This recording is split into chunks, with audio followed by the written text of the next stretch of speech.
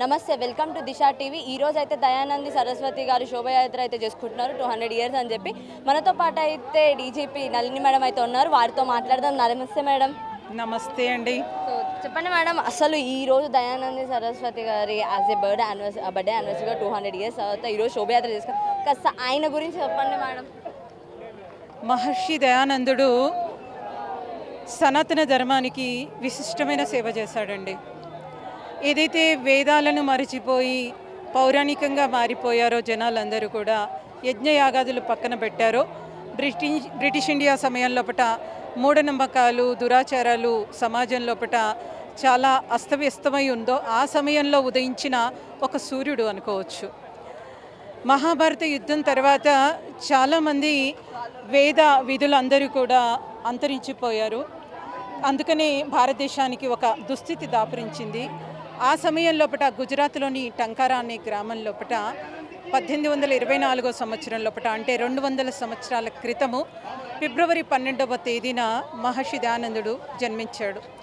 ఒక మామూలు జమీందారీ కుటుంబం లోపట బ్రాహ్మణ కులంలో పుట్టి కూడా అతను కుల వ్యవస్థని ఖండిస్తూ వర్ణాశ్రమ ధర్మము ఏదైతే ఉందో దానికి అనుగుణంగా ప్రతి ఒక్కరూ వేదము చదవవచ్చు అని చెప్పి, అంతేకాకుండా ఆడవాళ్ళు వేదం చదవవచ్చు, యజ్ఞాలు కూడా చేయవచ్చు, ఉపనయనాన్ని ధరించవచ్చు అని చెప్పి యజ్ఞ బ్రహ్మలు కూడా చేశారు.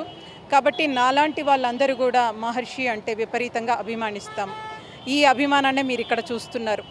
ఈ భూమి మీద కలియుగంలో పుట్టిన ఒకే ఒక్క ఋషి, అందున మహర్షిగా ఎదిగినవాడు మహర్షి దయానంద సరస్వతి. ఈ భారతీయ తత్వశాస్త్రం లోపట 3 త్రిమతాచార్యులు ఉన్నారు. కానీ వారు ఉపనిషత్తులను కానీ పురాణాలని కానీ బేస్ చేసుకొని వారు తమ తమ సిద్ధాంతాల్ని రూపొందించారు. కానీ మహర్షి దయానంద సరస్వతి ఏదైతే త్రైతవాదాన్ని చెప్పాడో అది వేదాలని ప్రమాణంగా తీసుకొని చెప్పారు. అందుకే వారు గో బ్యాక్ టు వేదాస్ అని అన్నారు. ఋగ్వేదానికి యజుర్వేదానికి భాష్యం కూడా రాశారు. వారు తపోమయ జీవితాన్ని గడుపుతూ మంత్రద్రష్ట అయ్యారు. అంటే వేద మంత్రానికి అర్థాన్ని తెలుసుకోవడము ధ్యానం లోపట అనేది చాలా గొప్పనైన విషయము. అటువంటి మంత్రద్రష్ట. కానీ ఈనాటి సమాజంలో మహర్షి దయానంద గురించి చాలా చాలా తక్కువగా తెలుసు. నేను అందుకే మహర్షి దయానంద మీద విపులంగా ఒక వ్యాసం రాశాను, 6 పేజీలది. ఒక 4-5 రోజుల కిందట, వారం రోజుల కింద నా ఫేస్బుక్లో పోస్ట్ చేశాను. ప్రింట్ మీడియాకు, ఎలక్ట్రానిక్ మీడియాకు అందరికీ కూడా నేను వినతి చేసేది ఏంటంటే, అందులో ఉన్న విషయాల్ని జనానికి తెలియజేసే ప్రయత్నం చేయండి. ఎందుకంటే ఒక 4 ముక్కల్లో నేను చెప్తే కాదు వారిది తపోమయ జీవితము. నైష్ఠిక బ్రహ్మచారిగా వారి గురువు విరజానంద గారికి ఇచ్చిన గురుదక్షిణ కింద ఏదైతే వాగ్దానం చేశాడో దాన్ని నిలబెట్టుకోవడము, జీవితాన్నే సమర్పణ చేశారు. అతని మీద 17 సార్లు విషప్రయోగం జరిగింది.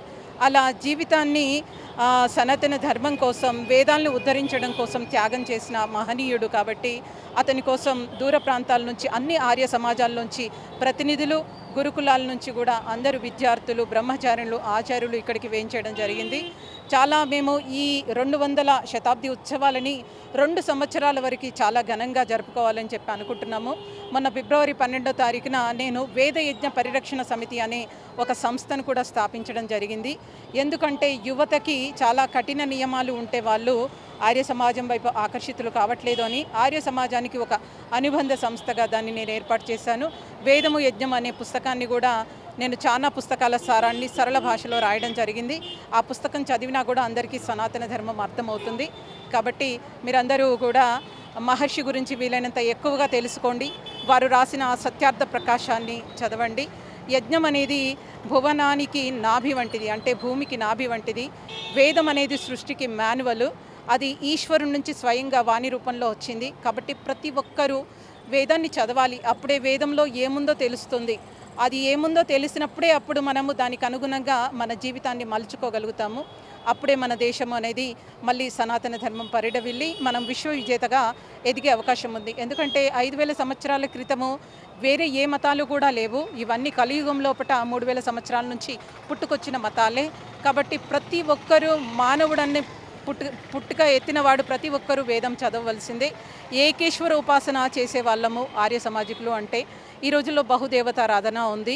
కాబట్టి యజ్ఞం ద్వారా ఏకేశ్వరుణ్ణి, నిరాకారుడైన ఓంకారుణ్ణి మేము పూజించమని మహర్షి చెప్పి చాలా చాలా మాకు క్లారిటీ ఇవ్వడం జరిగింది. అందుకని మేము మహర్షి అంటే అంత అభిమానము. అతడు చూపిన అతడు దారిలో నడుస్తూ అతని ఆశయాల్ని ముందుకు తీసుకెళ్లడం కోసం మేమందరము ప్రయత్నిస్తున్నాం.